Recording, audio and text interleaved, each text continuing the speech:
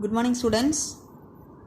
In 12th standard computer science, last class we have started chapter 3 scope. In the scope lesson, we have started with what is a scope and what do you mean by mapping, namespaces, some terms we have discussed. I'll recall once again. What is scope? Scope refers to the accessibility of the variable, or we can say visibility of the variable. And what is mapping? You are joining, you are binding, a process of binding the variable name with an object is called as mapping. And what is namespaces or the containers for mapping the names of the variable to the object? This we have discussed. And next, what is a scope? What is lifetime? Lifetime means what? The duration for which the variable exists. That is called lifetime. And LEGB rule we have started, and there are 4 types of scopes we have seen. Now we are going to start elaborately the same thing. Types of variable scope. We studied already. There are 4 types of scopes. About that we are going to see now. First one, what is local scope? Actually, LEGB refers local, enclosed, global and built-in. For what is local? The lowest level scope is what? Local scope. It refers to the variable defined in current function. Within a function, the variable is created and the variable can be used only within a function. Outside the function, the variable is not available, not existing even, that's all. When you write a program, it first check the variable in local scope, then only you can move on to the next scope and all, that's all. This is called as local scope. Local scope refers the variable defined in the current function, that's all. An example we can see. I am giving one function display. Display is a function name. I am defining like this: a colon equal to 7, print a, that's all. Only one function I have given. Within that I have given some statements. Now I am calling function display. What will happen here? Automatically it enters into the function definition. A variable gets a value 7 and print a will be printed. The answer is what? 7 will be printed, that's all.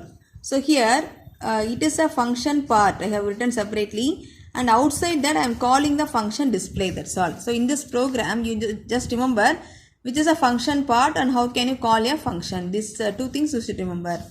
That's all. And now what is the answer will be 7. This is called as local scope. The local scope variable can be used only inside the function, that's all. Next scope is what? Global scope. What is global scope? The just opposite to local is what? Global. Global scope means what? Here inside the function we are giving. In global scope, outside the function we are going to give. The variable or the variable can be used outside the function. A variable, see here inside the function you are giving, that is local. Outside the function, here I am giving some variable. That scope is called global scope. A variable declared outside of all the functions in a program, that is called global scope. Outside the function you can give the variable, you can use anywhere else. The global variable can be accessed inside or outside all the functions in a program, that's all. Local scope only inside the function. Global scope outside the function. Topmost you can write the variable, you can use anywhere else in a program. This is called as global scope. And for this we can see one example program. See this part. A equal to 10. This a is a variable above the function I have given, so it is global scope. And display is a function already I have given, the same thing. And a equal to 7, the value of a is 7, print a value is going to be printed. Now I am calling display function. After calling display, once again I am printing the value a. So what will happen here? Here this is a function part I have written separately. Display function a7 print a, that's all. And outside the function what I have given, a is equal to 10, and here I am calling display and print a. So what will happen here? This a has global scope. Since it is given outside, this a has local scope. It is using inside, that's all. So what is the answer will be? first I am calling the program disp. It will enter here. A gets a value 7, print A. For this A, 7 will be printed. After coming, it comes to the next line, print A. Now for this A, it takes the global value. A equal to 10. Above we have given, that value will be printed 10. That's all. So this is called as global scope. So local scope only inside the function. Global scope, outside the function. You can use anywhere else in a program. Next, enclosed scope. Before this, let me say, what is nesting of function? Already we have studied in previous lessons. When one function is placed within another function, is called as nested function.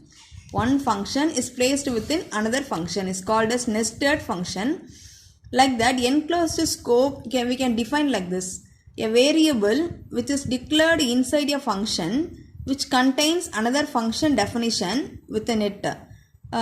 So the inner function can also access the variable of the outer function. That's all. This is called as enclosed scope.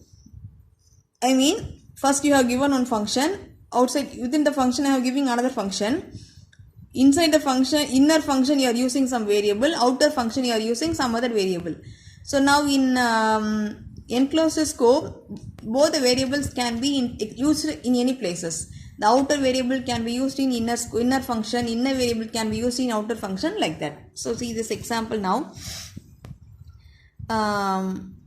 Display is a function name and A is equal to 10 as it is within a function I have given. Display A is equal to 10. Another function display 1. Display 1 I have given. Within that I am using this A variable, so print A I have given. Already in display function I gave the value for A as 10, and next in display 1 function I am using the value of A, print A. Next I am calling display 1 again, I am printing A. Then display function I am calling again, like this. So see easily, first this part display 1 print A. Okay. Next display A equal to 10. Above that you have written, and below that display 1 print A. It is one part. It is one function. It is another function. This is called enclosed function. And outside this function even I am calling display. So what is the answer will be here? First this you are calling display function. Display 1 it is coming here, print A, 10 will be printed. After that when it is coming out here, what I am giving? Print A. For this A, 10 value will be printed. So that's all. For this display, it calls simply assign the value alone. That's all. So the answer will be 10 and 10. So this is called as enclosed scope. It is one function. It is another function. This variable can be used here. This variable can be used here. This is called enclosed scope. That's all. The next scope is what? Built-in scope. What do you mean by built-in? Built-in means already defined. You can see. Library functions we have studied stdio.h, conio.h and all. In built-in scope, what is the meaning of it? It has all the names that are preloaded into the program scope when we start the compiler or interpreter. For example, any variable defined in the library functions. This is an example for built-in scope. A variable which is used in the library functions have built-in scope already defined. They can be used, they can be included in a program if you need. That's all. So this is that's all about scope concept over. What is scope? We have discussed. Scope refers to the visibility or accessibility of the variable, and local means it can be used only inside the function. Global means it can be given above the function. It can be used inside or outside the function. And enclosed scope means what is the thing? Two functions are there. The variable can be used in any places. Inner function variable can be used in outer place, likewise vice versa. And then built-in scope, it can be used, it can be included easily through the built-in functions, library functions. That's all. So students, the same concept I am repeating here, yesterday class and today's class. So see the video again and again and write the assignment correctly. Thank you, children.